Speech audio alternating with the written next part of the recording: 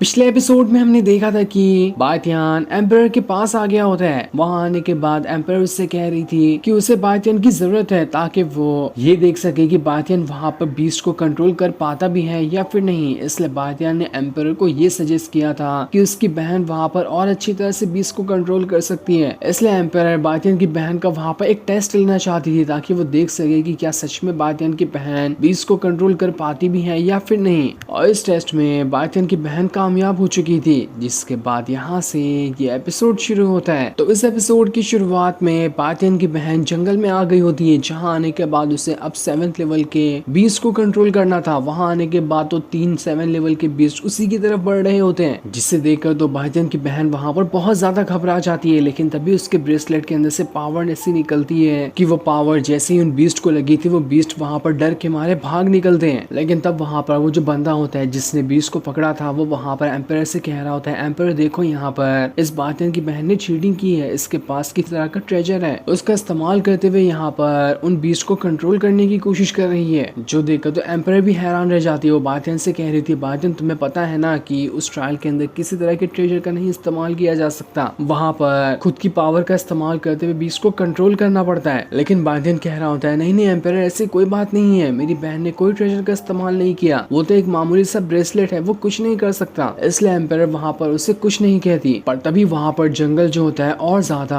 एकदम ज्यादा हिलने लगता है। जो देखकर तो बातियान की बहन भी घबरा रही होती कि यहाँ पर ये क्या होने वाला है। लेकिन तब वहां पर दो बहुत ही ज्यादा पावरफुल टाइगर बीस्ट आते हैं, जो खुद भी यहाँ पर 7th लेवल पे थे। वो लोग यहाँ पर सीधा आते साथ ही बातियान की बहन की तरफ बढ़ना शुरू कर देते हैं, जिसके बाद देखते ही देखते वहां पर उनका एक और साथी आ चुका था। और अब इस तरह से तीनों के तीनों बीस्ट बातियान की बहन के ऊपर अटैक करने के लिए तैयार हो जाते हैं। एम्पायर ये देखकर हैरान थी कि यहाँ पर तो तीनों के तीनों बीस्ट एक साथ आ चुके हैं, जो यहाँ पर आने के बाद बातियान की बहन के ऊपर अटैक करने वाले हैं। अगर इन्होंने एक साथ उसके ऊपर अटैक किया तो मुझे नहीं लगता कि यहाँ पर बातियान की बहन इन्हें कंट्रोल तो करना दूर की बात है, यहाँ पर अपनी जान भी बचा सकती है। जिसके बाद अब देखते ही देखते तीनों के तीनों 7th लेवल की बीस्ट ने बातियान की बहन के ऊपर अटैक कर दिया था। जो देखकर वहाँ खड़े सारे के सारे लोग हैरान रह जाते हैं। उन्हें लग रहा था कि बातियान की बहन को यहाँ पर चोट वगैरह लग गई होगी, वो इन बीस्ट को नहीं कंट्रोल कर सकती है। लेकिन जब वो लोग ध्यान से बातियान की बहन को देखते हैं, तब उन्हें पता चलता है कि यहाँ पर तो इसने उन तीनों बीस्ट को आसानी के साथ कंट्रोल कर लिया है और बिल्कुल पालतू जानवर की तरह वो तीनों बीस्ट वहां पर बातियान की बहन के साथ खेल रहे हैं। जो चीज देखकर तो बातियान काफी ज्यादा खुश हो रहा होता है कि चलो आखिरकार यहाँ पर मेरी बहन ने इन तीनों को यहाँ पर कंट्रोल कर ही लिया। लेकिन तब बीस्ट को कंट्रोल करने वाला जो बंदा होता है वो कह रहा होता है, आखिर ये ऐसा कैसे पॉसिबल है कि इसने एक साथ तीन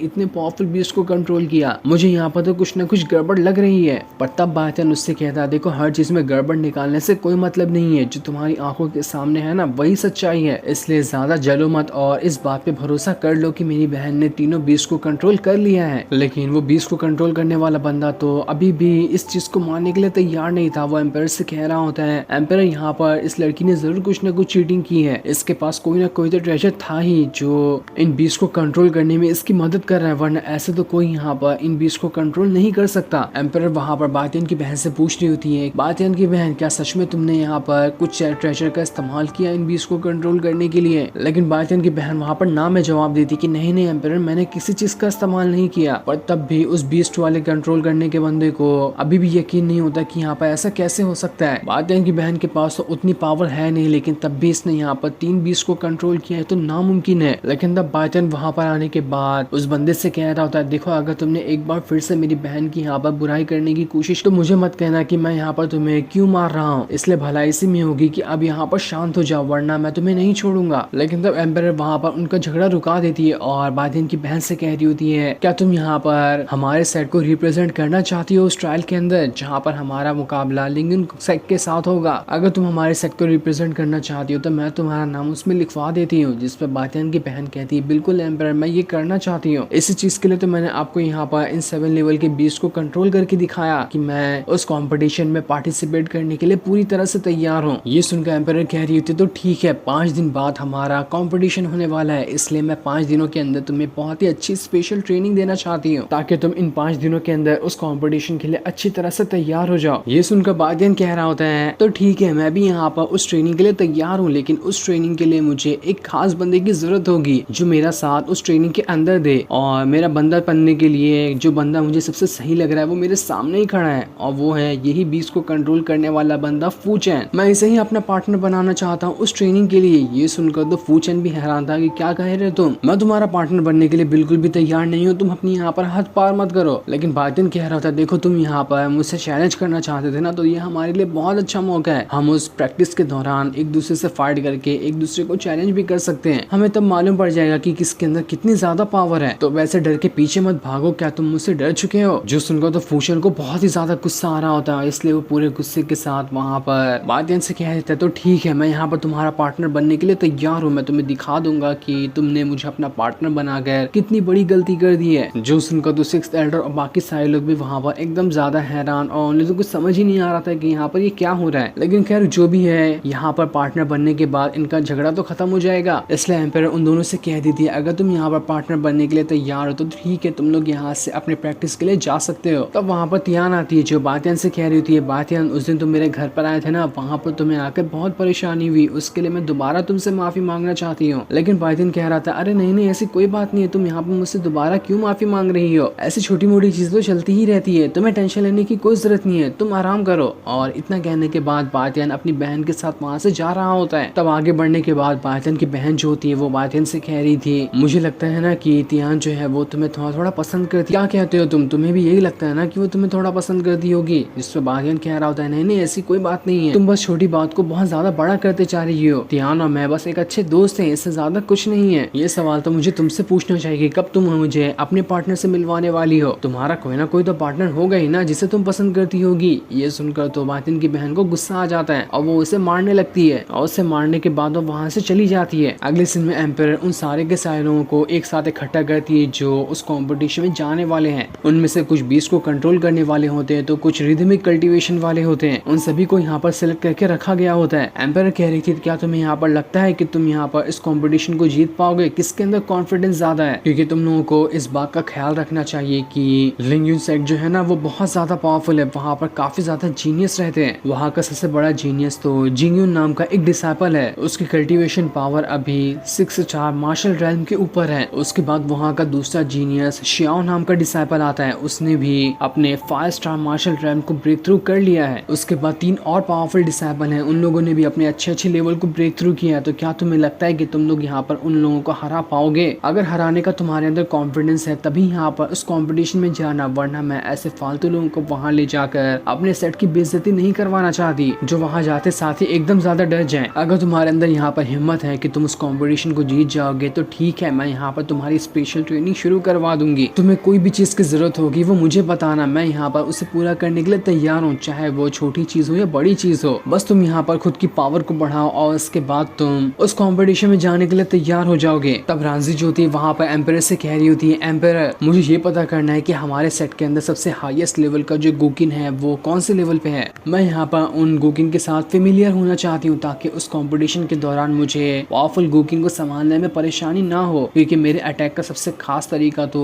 गुकिन ही है। मैं उसी का इस्तेमाल करते हुए अटैक करना पसंद करती हूँ, तो क्या आप मुझे यहाँ पर सबसे पावरफुल गुकिन जो होगा वो दे सकती हैं? जिस पर एम्पायर कह रही होती है ऐसी बात है तो ठीक है, मैं यहाँ पर अभी किसी को भेजती हूँ जो हमारे सेट का सबसे ज्यादा पावरफुल गुकिन तुम्हें लाकर दे देगा, तुम्हें इसके लिए टेंशन लेने की बिल्कुल भी जरूरत नहीं है। लेकिन तब वहाँ पर बातियान एम्पायर को रोकते हुए कहते हैं एम्पायर रुक जाओ, मेरे पास एक बहुत ही ज्यादा पावरफुल गुकिन है। वो रांझी से कह रहा होता है तुम्हें पता है इस गुकिन को मैंने काफी दिन पहले ही बनाया था, लेकिन मुझे इसकी जरूरत नहीं पड़ी इसलिए मैंने इसका इस्तेमाल नहीं किया, तुम चाहो तो इसका इस्तेमाल कर सकती हो। जो देखकर तो रांझी एकदम ज्यादा खुश हो जाती है क्योंकि वो गुकिन बहुत ही ज्यादा पावरफुल दिखाई दे रहा था। उसे पाकर तो रांझी बातियान से कह रही थी बातियान तुम्हारा बहुत बहुत शुक्रिया जो तुमने इतना पावरफुल गुकिन मुझे दिया। जिस पर बातियान कहता है शुक्रिया करने की कोई जरूरत नहीं है, बस तुम यहाँ पर गुकिन के साथ अच्छे से प्रैक्टिस करो, उसके बाद तुम उस कंपटीशन को जरूर जीत कर दिखाना, मुझे पूरी उम्मीद है कि तुम उस कंपटीशन में जीत कर आओगी। जिसके बाद बातियान की बहन जो होती है वो एम्पायर से कह रही होती है एम्पायर मुझे इन 5 दिनों के अंदर अपनी पावर को ब्रेक थ्रू करना पड़ेगा, इसलिए मैं किसी ऐसी जगह पर कल्टीवेशन करना चाहती हूँ जहाँ पर मुझे 5 दिनों के लिए कोई भी डिस्टर्ब ना करे। ये सुनकर एम्पायर कह रही होती है ऐसी बात है तो ठीक है, तुम यहाँ पर जाकर मेरे स्पिरिचुअल पूल के अंदर प्रैक्टिस कर सकती हो, वहाँ पर तुम्हें कोई डिस्टर्ब करने के लिए नहीं आएगा, साथ ही साथ मैं वहाँ पर आकर तुम्हारी मदद भी कर दूंगी तुम्हारा ब्रेक थ्रू करने के लिए। तब वो बंदा जिसे बातियान ने हराया था तियान लोंगजी, वो वहाँ पर कह रहा होता है एम्पायर से कि मैं भी यहाँ पर उस स्पिरिचुअल पूल में जाना चाहता हूँ ताकि वहाँ जाने के बाद मैं भी अपनी कल्टीवेशन कर सकूँ।